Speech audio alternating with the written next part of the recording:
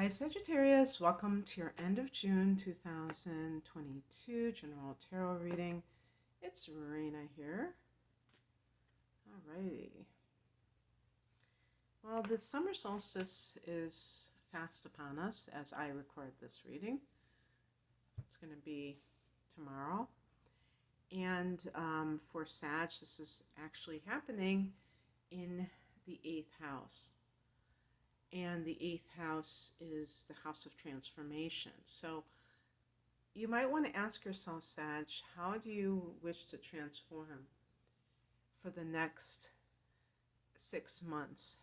And for those in the Northern Hemisphere, as the sun diminishes, which I just can't accept this. What things do you want to diminish in your life that you need to let go of? People, places, and things. But by the same token, in that, you could also set intentions either way in the power of that sun, because that's the symbolism of the solstice, the summer solstice, I should say, is that it's an apex, it's a high point of the sun's power when the sun is at its greatest power.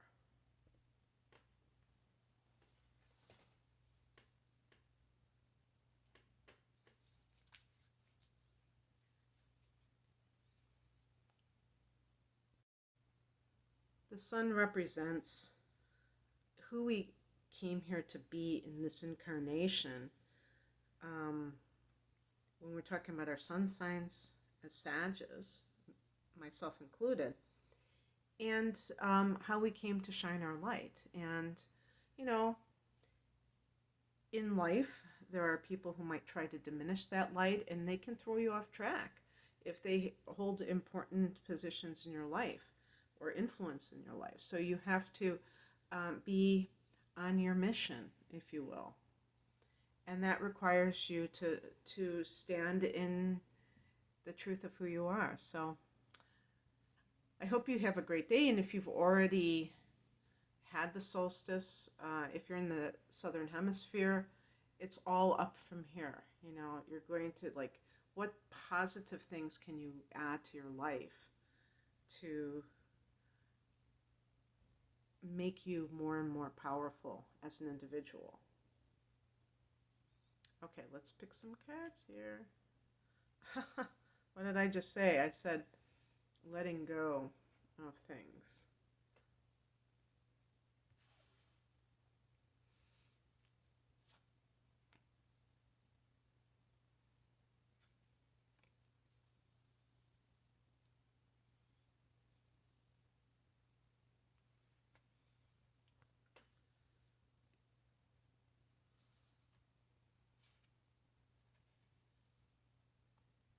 Pick an additional card. I'm even going to pick one more card. Okay. All right. Not that there's anything wrong with the moon card either, but it just kind of seems like it has more questions than answers. So the heart of the matter is the 8 of Cups, and this is a card of leaving behind what no longer serves you emotionally, spiritually.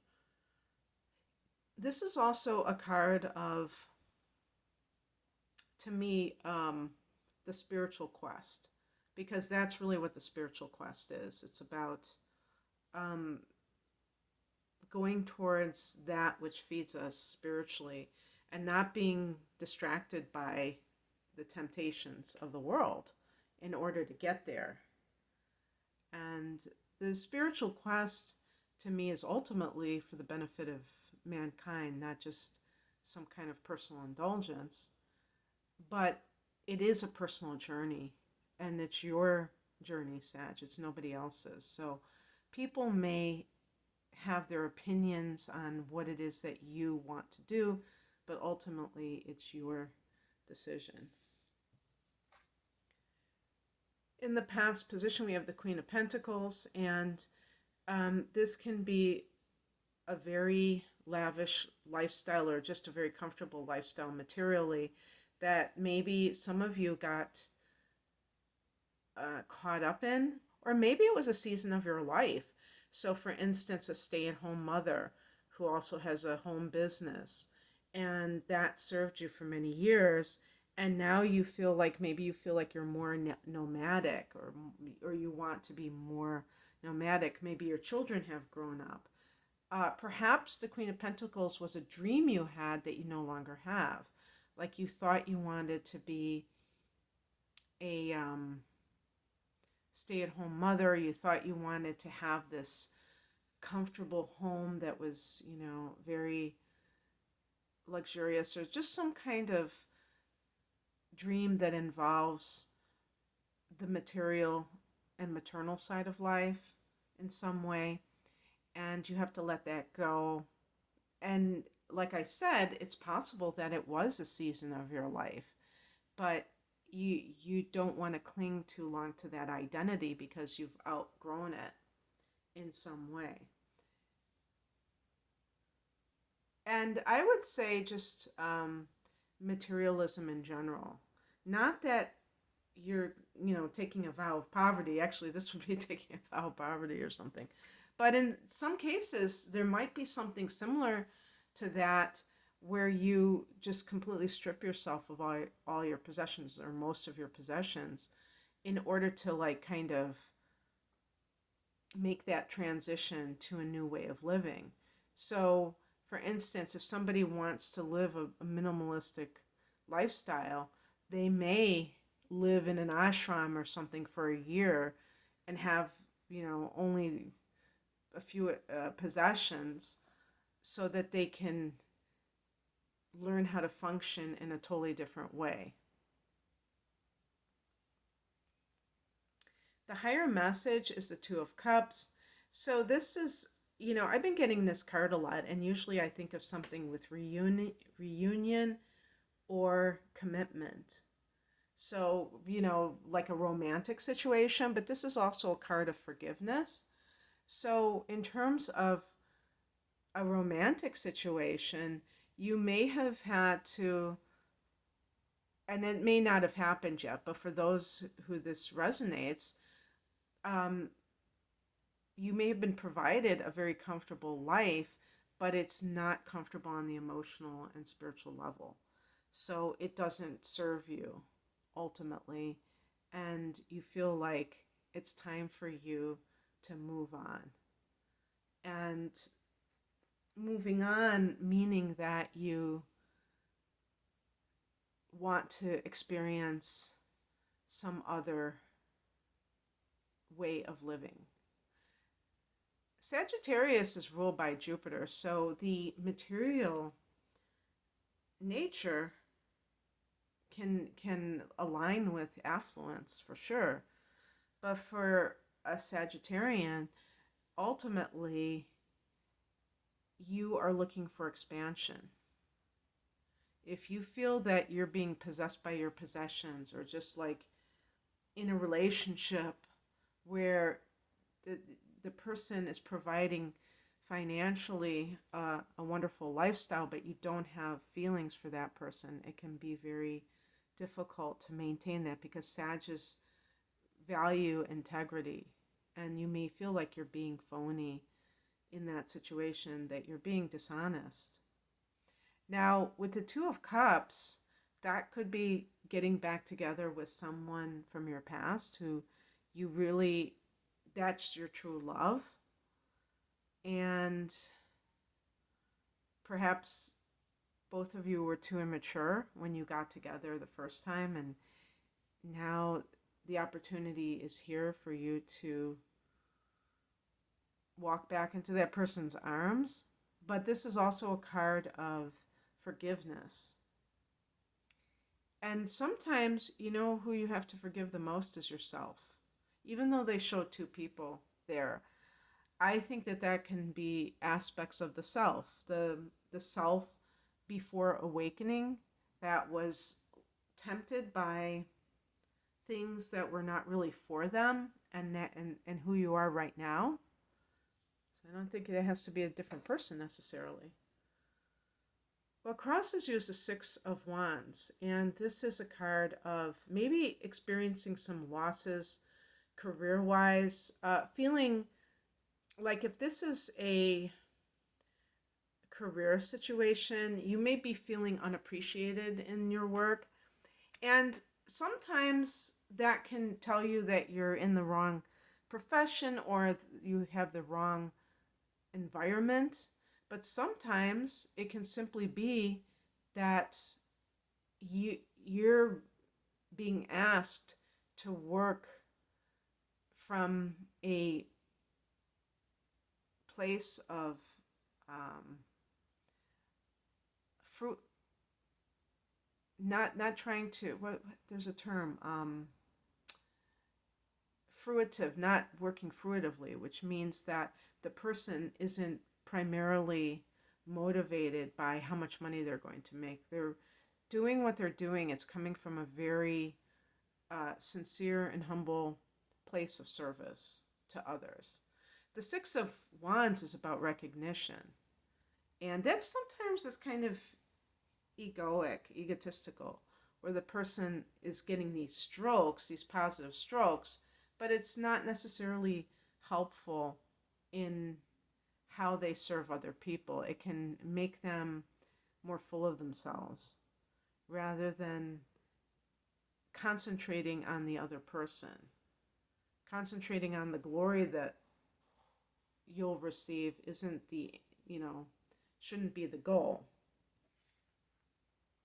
What's coming in is the Three of Pentacles. This is a good money card. This is also a situation of having coworkers that you work well with. This can be, to me, building a life for yourself that is on very stable ground. This is the Architect's card. I even see like doing something creative and making money from it. And certainly Sag, a lot of Sages are writers and other types of maybe performers, and maybe that's something that you've always wanted to do. And you have neglected that because, even the Queen of Pentacles can even be your mother. Maybe she was saying, holding the purse strings. If you major in this, I will give you money. And kind of like making it conditional. So the outcome is a Five of Pentacles. This is a card of lack consciousness. So this can be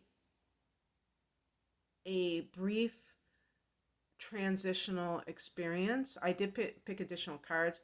This is not typical for Sag, but it certainly is. I mean, you may have inner planets in Scorpio or especially Capricorn, which can really make you feel like, oh my gosh, I don't have enough.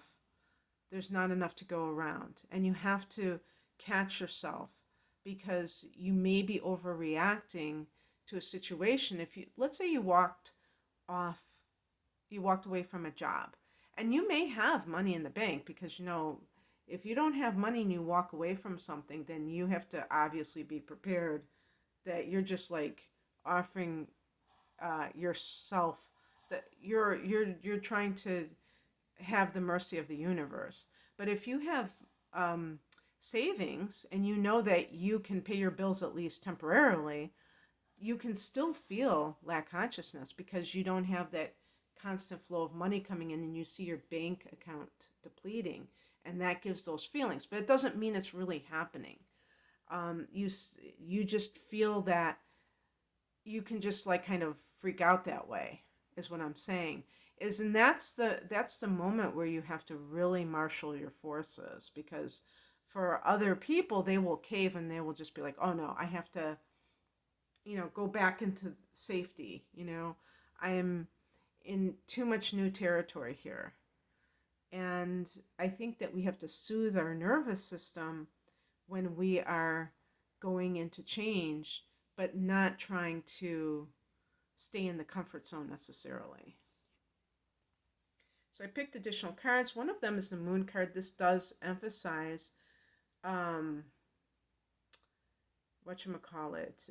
this emphasizes the artistic and intuitive pursuits that you may be, that's another thing, intuitive pursuits that you may be gravitating towards, Sag.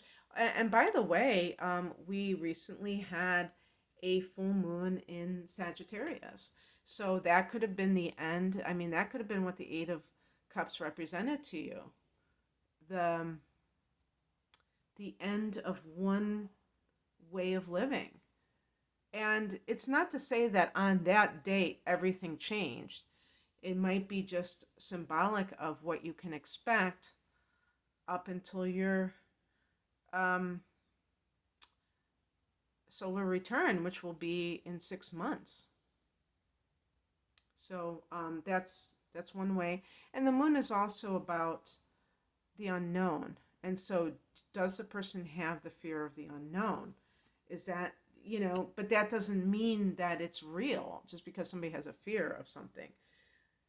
And so I picked a clarification card for that, and I got the King of Swords. And this is the person who is not allowing emotions to affect them whatsoever. And usually we might say, well, that's not necessarily a good plan. But in this case, it could be exactly what you need to do. That you need to always bring, every time that you have a fear, and it could be an irrational fear that you poke holes in it with your mind. I've been saying lately, don't believe everything you think, and the mind can be your worst enemy. But sometimes your mind can be really important when your emotions are in overdrive. And this is a card of ultimate detachment. So Sag, do what you need to do to chart your own course, and don't worry, be happy. Okay, that's what I have for you. I hope that this resonated. If you would like a private reading, the link is below. Take care. Bye.